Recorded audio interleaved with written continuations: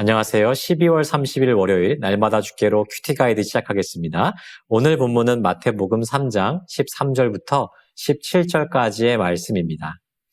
여러분은 하지 않아도 되는 일임에도 불구하고 스스로를 희생하여서 어떤 문제를 해결해 본 경험이 있으신가요? 나를 희생하고 스스로 헌신하여서 어떤 문제를 해결한다는 것은 보통의 책임감이나 결단으로 되는 일은 아닐 것입니다. 그만큼 그 일을 내 일처럼 여기고 또 문제를 당하고 있는 사람들을 향한 안타까움과 긍휼의 마음이 있을 때 비로소 그 일을 감당할 수 있게 되는 것입니다. 세상 많은 사람들은 이러한 희생과 헌신을 꺼리기도 하지만 우리 그리스도인들은 헌신과 희생을 당연하게 여기는 사람들이어야만 됩니다. 그 이유가 무엇인지 오늘 말씀을 통해서 함께 생각해보는 시간을 가져보도록 하겠습니다. 관찰 질문 1번입니다. 예수님께서는 무엇을 하고자 하십니까? 먼저 13절을 보시면 예수님께서 갈릴리 요단강으로 오시는 장면이 기록되어 있습니다. 여기서 예수님께서 하시고자 하는 일이 무엇이었습니까? 세례 요한에게 세례를 받으시려고 하고 계세요. 당시 요한의 세례는 자신의 죄를 회개하고 새로운 삶을 다짐하는 행위였습니다. 근데 여러분, 예수님께서 어떤 분이십니까? 예수님은 죄가 없으신 하나님의 아들이시잖아요. 그런데 왜 예수님은 이 세례를 받으시려고 하시는 것이었을까요?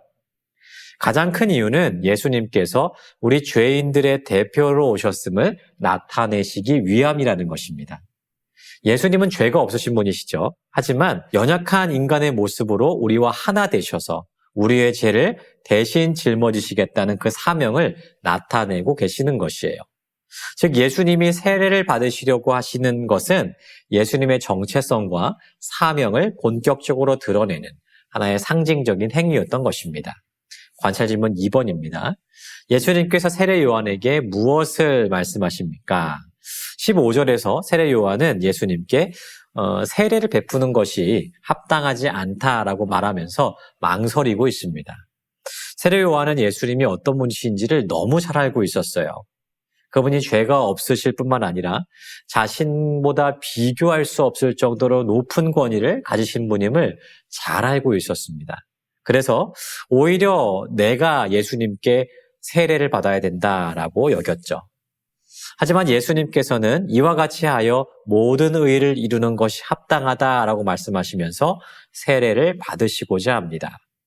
이 말씀에서 모든 의는 하나님의 계획과 의를 이루는 것을 의미해요. 예수님은 자신의 세례가 단순히 개인적인 필요에 의해서 받는 것이 아니라 하나님의 뜻에 따라서 이루어지는 그러한 사건임을 분명히 하셨다는 것이죠. 즉 예수님은 자신의 공생의 모든 순간에 하나님의 뜻을 따르고자 하셨던 것입니다. 예수님은 스스로를 지극히 낮추셨어요.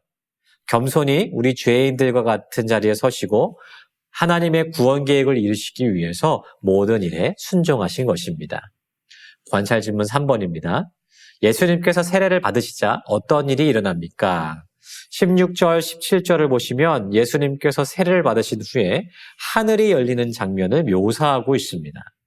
예수님께서 물에서 올라오시자 하늘이 열리고 하나님의 성령이 비둘기같이 내려와 예수님 위에 임하시죠. 그리고 하늘로부터 이는 내 사랑하는 아들이요 내가 기뻐하는 자라라는 그 하나님의 음성이 들리기 시작했습니다.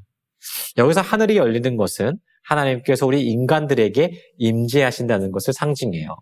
또한 성령의 내려오심은 예수님께서 하나님의 아들로서의 힘과 권위를 상징하고요. 하나님의 음성은 예수님의 하나님의 아들이시며 예수님의 이 모든 사역이 하나님의 뜻에 합한 것이라는 사실을 나타내고 있습니다. 말씀을 정리해 보겠습니다. 예수님은 하나님의 아들이셨지만 또한 하나님의 그 자신이시지만 인간에게 세례를 받으셨어요. 죄가 없으신 그분이 회개의 세례를 받으신 것입니다. 이것은 예수님의 겸손을 상징해요. 하늘의 보좌를 내려놓으시고 사람의 몸을 입으시고 이 땅에 오셔서 우리 죄인의 대표자가 되어주셨습니다. 우리가 이루지 못한 하나님의 뜻을 예수님께서 대신 이루시고 그분의 계획을 완성시켜 주셨습니다. 이것이 우리를 향한 예수님의 사랑일 뿐만 아니라 우리가 주님으로부터 받은 은혜인 것입니다. 여러분, 우리가 이러한 예수님의 사랑과 은혜를 입었다면 이제 우리가 살아가야 될 모습은 어떤 것이어야 될까요? 예수님께서 우리를 위해 헌신하시고 희생하시며 몸소 겸손의 도를 보이셨다면 그 은혜를 입은 우리도 이제는 이웃을 위해 또한 주를 위해서 헌신하고 희생하는 삶을 살아가야만 되는 것입니다. 여러분, 지금 우리가 영적인 게으름을 다 부수어버리고 헌신해야 될 영역은 무엇일까요?